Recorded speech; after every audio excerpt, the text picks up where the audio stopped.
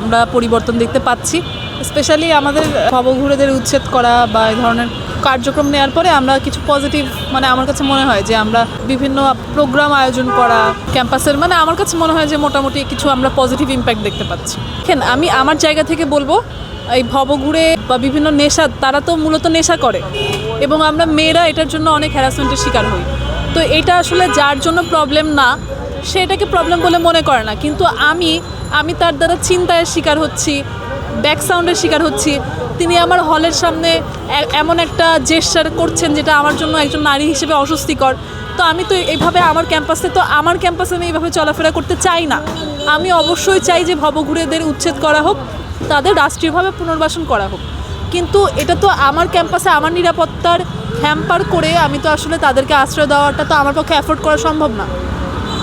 তো আমি অবশ্যই ডাকসুর এই পদক্ষেপকে সম্মান জানাই এবং আমি তাদের পূর্ণ সমর্থন জানাই, এবং যাদের কারণে এটি বাস্তবায়ন হচ্ছে না তারা আসলে আমাদের সমস্যা ক্রিয়েট করছেন। পুনর্বাসন করার কথা রাষ্ট্রের, এদেরকে তো আমার পুনর্বাসন করা অ্যাফোর্ড করা সম্ভব না। আপনি বলেন, আপনি কি ওনাকে আপনার বাসায় নিয়ে গিয়ে রাখতে পারবেন? আপনি কি অ্যাফোর্ড করতে পারবেন?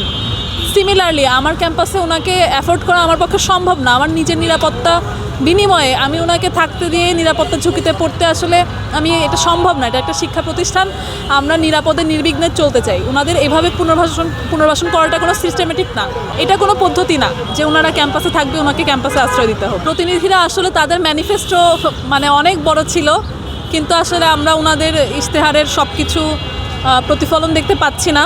আসলে ওনারা যেই ইশতেহারগুলো দিয়েছিলেন আমাদের কাছে তখনই মনে হয়েছিল যে এটা কি ওনারা পারবেন।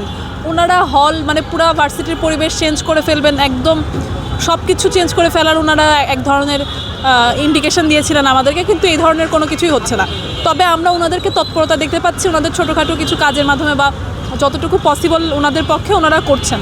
আমি বলবো ওনারা অ্যাক্টিভ আছেন, ওনারা কাজ করছেন, কিন্তু ওনাদের ইশতেহার খুবই লিমিট ক্রসিং ইশতেহার ছিল, যেটা আসলে বাস্তবায়ন করা সম্ভবও না, ওনারা করছেনও না। হ্যাঁ, আমরা এগুলো সম্পর্কে শুনেছি, কিন্তু দেখেন আসলে শোনা একটা কথা আর আমি সুফল পেতে শুরু করেছি সেটা আরেকটা কথা।